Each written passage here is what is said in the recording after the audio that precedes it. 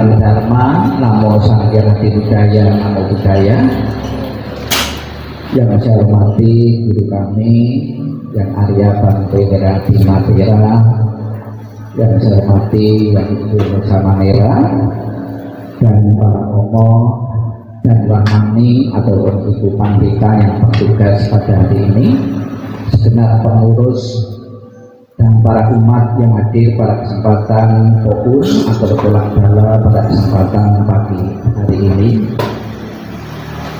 Bapak Ibu sekalian yang saya hormati, di dalam rangkaian menyambut datangnya tahun baru perhitungan Imlek 2577 di masyarakat Indonesia, di samping menyambut tahun baru perhitungan Imlek atau lunar, juga merayakan menyambut datangnya tahun baru yang lain.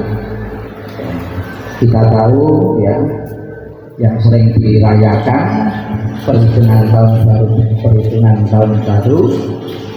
yang pertama ya, ada tahun baru Jawa ya, 1 Suro. Kemudian ada tahun baru Masehi ya. Kemudian ada perhitungan tahun baru Saka ya.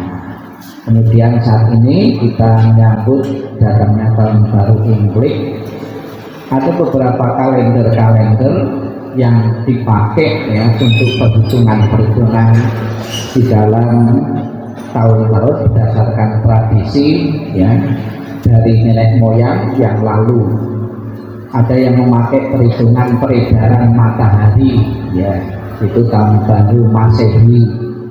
Ada peredaran bulan lunar ya.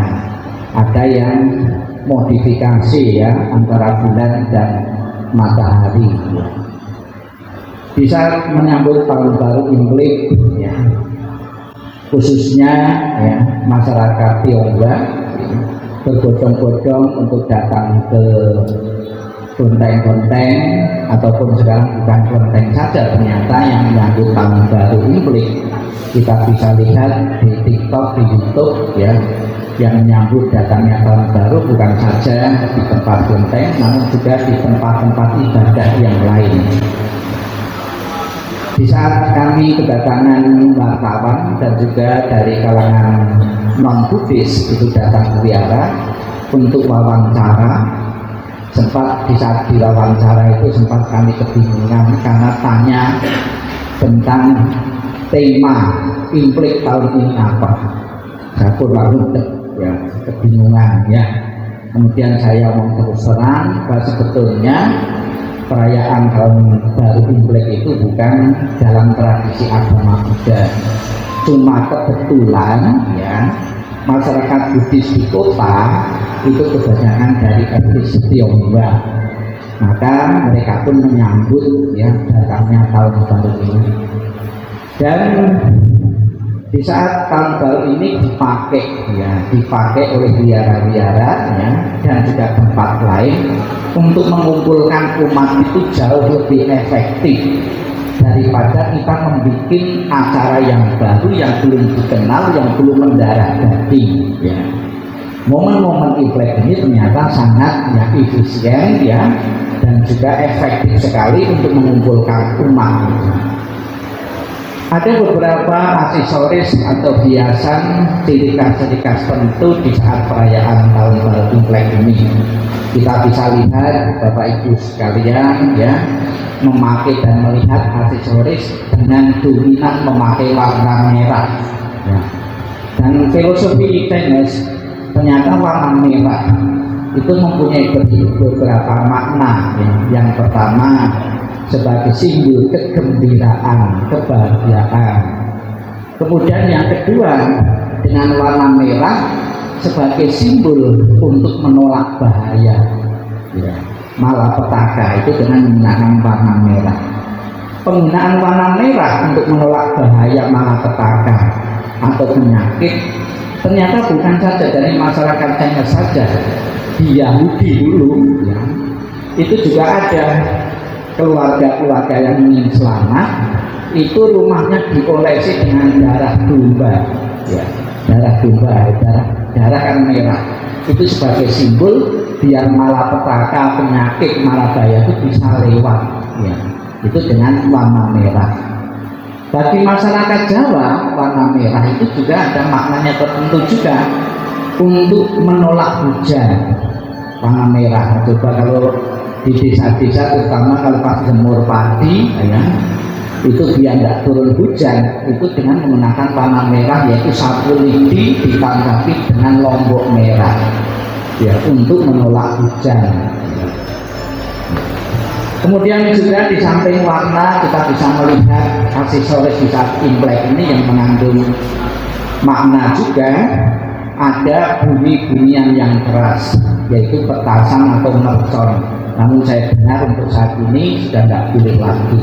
Itu sebagai simbol dengan bunyi itu bisa menolak, ya, menghalau, ya, niang dalam ceritanya mitos itu agar tidak datang, ya. Kemudian juga lampion, ya, lampion sebagai sumber penerangan, ya, agar terang hidupnya. Kemudian juga di saat Imlek itu kesempatan bagi pengurus-pengurus untuk memfasilitasi umatnya untuk pasang lilin, ya.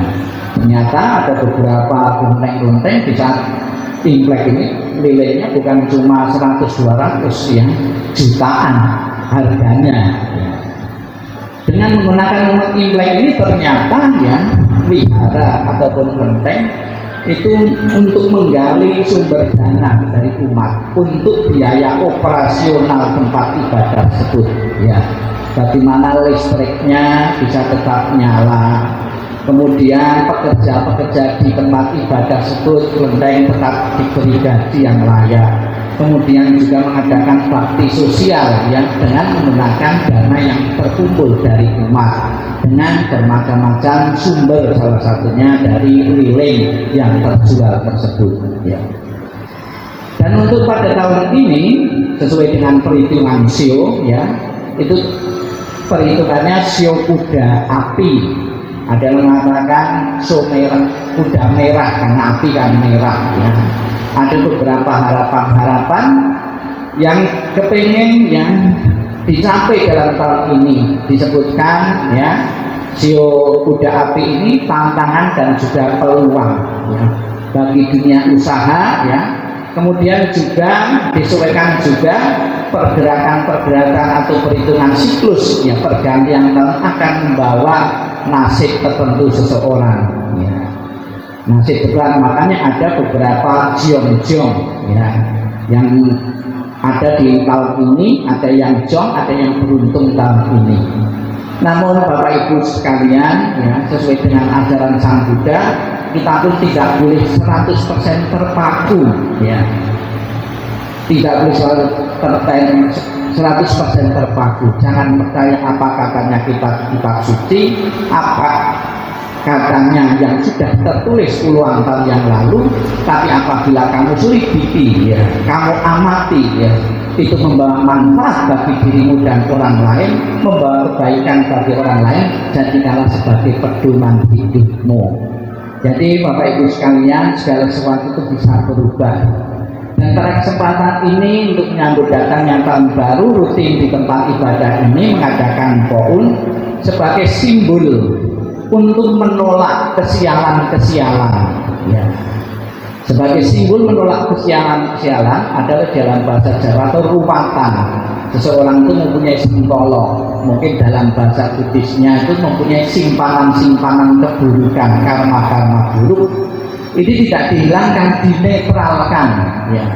Dalam versi Buddhis tidak bisa dihilang, tapi dinetralkan dengan apa? Dengan kebaikan-kebaikan yang kita perbuat, agar kehidupan selama setahun ini, kehidupan Bapak Ibu sejahtera, bahagia, buka serintangan dan halangan. Salah satu simbol-simbol yang dilakukan, ya, kita pengurus menyediakan sarana-sarana poun. Di dalam sarana poun itu ada beberapa macam-macam. Ada sikat gigi, ada pasta, ada handuk. Fungsinya untuk apa? Misalnya sikat gigi, membersihkan mulut. Tapi membersihkan mulut ini bukan berarti membersihkan mulut secara fisik, enggak. tapi di dalam filosofi tersebut agar mulut kita bersih dari omongan-omongan yang jahat, memecah belah, kebohongan dan sebagainya, dan juga kita menanggalkan pakaian yang lama dan memakai pakaian yang baru, semangat yang baru ya. Mudah-mudahan Bapak Ibu sekalian yang saya lihat ya antusias sekali dengan banyaknya ya yang ikutnya, dengan kekuatan doa-doa, dengan berbuat melalui pikiran-pikiran, dengan mengulang sabda-sabda Buddha yang merupakan kebijaksanaan para suci, mulut kita, pikiran kita, ucapan kita selalu terjaga. Itulah selalu terjaga itu yang membawa keberkahan bagi diri kita, bagi hidup kita, dan bagi lingkungan sekitar kita. Selamat ya merayakan datangnya tahun baru 2577. Semoga dengan sarana Poun ini apa yang menjadi harapan Bapak Ibu sekalian benar-benar menjadi kenyataan, kesejahteraan, kebahagiaan, kedamaian, kelancaran dalam usaha, dalam pekerjaan, dan keharmonisan rumah tangga akan selalu terjamin dengan baik. Sadu, sadu, sadu.